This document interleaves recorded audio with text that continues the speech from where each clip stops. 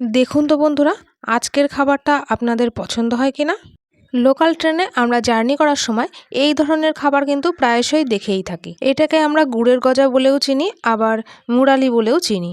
আজ আমি এক্কেবারে সহজ পদ্ধতিতে আর ঘরে থাকা কয়েকটি উপকরণ দিয়েই বানাবো। চলো তাহলে বন্ধুরা, খুব সহজে রেসিপিটা শেয়ার করে দিই। প্রথমে আমি এই বাটির 1.5 বাটি ময়দা নিয়ে নিলাম, আর দিয়ে দিলাম স্বাদ মতো লবণ, আর ফ্লেভারের জন্য 1/2 চামচ কালো জিরা। এখানে নিয়েছি 3 চামচ সাদা তেল। খুব ভালোভাবে ময়ান দিয়ে নেব। এই খাবারটা খেতে যে এত মজার হয়, না খেলে সেটা বুঝতেই পারবে না। আর ছোট থেকে বড় সবাই এই খাবারটা তো খুব পছন্দ করে। বন্ধুরা, আজকের রেসিপিটা যদি ভালো লেগে থাকে তাহলে একটা লাইক করে দেওয়ার অনুরোধ রইল। আমি এখন এভাবে ঘষে ঘষে ময়দার মধ্যে ময়ানটা দিয়ে নিচ্ছি। আর এখন একটু ময়দা মুঠো করে নিয়ে দেখেও নিচ্ছি যে ময়ানটা ঠিকঠাক হয়েছে কিনা। এখন রুম টেম্পারেচারে থাকা জল দিয়ে আমি খুব ভালোভাবে ময়দাটা মেখে নিচ্ছি। অল্প অল্প করে জল দিয়ে আমি একটা শক্ত ডো রেডি করে নেব। বন্ধুরা, বাড়িতে আমরা রুটি পরোটা বানানোর জন্য যেরকম টাইপের ডো রেডি করি, এই ডোটা তার থেকে একটু শক্ত করে মেখে নিতে হবে। ডোটা এখন মেখে নেওয়া পুরোপুরি রেডি হয়ে গেছে। দেখো বন্ধুরা, এই যে ডোটা এতটা শক্ত হয়েছে। এখন রেস্টে রেখে দেবো 20 মিনিটের জন্য। 20 মিনিট পর চলে এসেছি। এখন ডোটা আবারও একটু মেখে নিতে হবে। মেখে নেওয়ার পরে ডোটা একটু সফট হয়ে গেছে। আর এখন আমি সেই ডোটা থেকে 2টো লেচি কেটে নিয়েছি। আর এরকমভাবে বড় করেই লেচি কেটে নিতে হবে। আর আমি এখন একটু রুটির মতো এরকম মোটা করে বেলে নিয়েছি। এখন আমি একটা চৌকো শেপ দিয়ে নেব। তার জন্যে আমি চারি সাইড থেকে এভাবে কেটে নিচ্ছি। এখন এই বাড়তি অংশটুকু আমি রেখে দিচ্ছি, পরের বারে আমি এটা কাজে লাগিয়ে দেব। এখন মাঝখান থেকে এভাবে কেটে নিয়ে আমি এরকম সরু সরু করে কেটে নেব। তোমরা চাইলে বন্ধুরা এখানে কিন্তু ছোট বড় তোমাদের পছন্দ মতো কেটে নিতে পারো।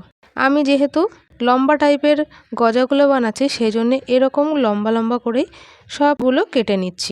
একই রকম সাইজ করে সবগুলো কেটে নেওয়ার পরে আমি একটা প্লেটে এভাবে তুলে নিয়েছি। এখন একটা কড়াইতে আমি বেশ কিছুটা তেল দিয়ে দিয়েছি। তেলটা হালকা গরম হয়ে এলে আমি দিয়ে দেব কেটে রাখা গজাগুলো।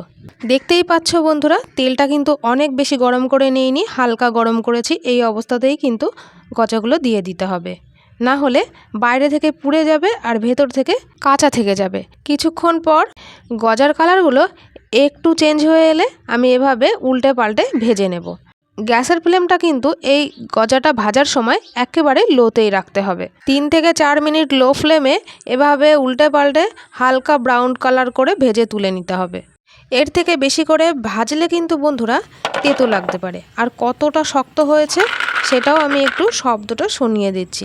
এখন আমি গুড়ের শিরা রেডি করে নেব। তার জন্য গ্যাসের ওপরে একটা কড়াই বসিয়ে দিয়ে তার মধ্যে 100 গ্রাম আখের গুড় দিয়ে দিয়েছি। আর এই অবস্থায় গ্যাসের ফ্লেমটা একেবারে লোতে রেখে অনবরত এভাবে নাড়তে থাকতে হবে। এই গুড়ের শিরাটা বানানোর জন্য কোনো রকমে এখানে জল ব্যবহার করা যাবে না। আর যখন একটু গুড়ের শিরাটা চিটচিটে হয়ে যাবে তখন দিয়ে দেব ভেজে রাখা গজাগুলো। ওপর থেকে 1/2 চামচ মতো ময়দা ছড়িয়ে দিয়ে আমি এখন এর সঙ্গে মিশিয়ে নেব। আর গুড়টা কতটা চিটচিটে হবে সেটাও একটু দেখিয়ে দিচ্ছি। একেবারে এরকম চিটচিটে হতে হবে। এখন গুড়ের সঙ্গে গজাগুলো খুব ভালোভাবে মিশিয়ে নিতে হবে। এই অবস্থায় গ্যাসের ফ্লেমটা একেবারে লোতে রাখতে হবে। আর গুড়টা যখন এভাবে নাড়তে নাড়তে একদম শুকনো হয়ে যাবে তখন গ্যাসের ফ্লেমটা বন্ধ করে দিতে হবে। আমি এখন গ্যাসের ফ্লেমটা বন্ধ করে দিয়ে একটু ওয়েট করব ঠান্ডা করে নেওয়ার জন্য। একটু ঠান্ডা হয়ে গেলে আমি একটা প্লেটে সার্ভ করে দিয়েছি। দেখতেই পাচ্ছ বন্ধুরা কত সুন্দর আর কত লোভনীয় লাগছে দেখতে। আজকের ভিডিওটা তোমাদের কাছে কেমন লেগেছে বন্ধুরা অবশ্যই একটা কমেন্ট করে জানাবে। আর ভালো লাগলে প্রচুর প্রচুর শেয়ার করে দিও। ভিডিওটা ফেসবুক থেকে দেখলে ফলো করে দেওয়ার অনুরোধ রইল, আর ইউটিউব থেকে দেখলে সাবস্ক্রাইব করে দেওয়ার অনুরোধ রইল। তাহলে বন্ধুরা, আজকের ভিডিওটা এই পর্যন্ত। সবাইকে ধন্যবাদ।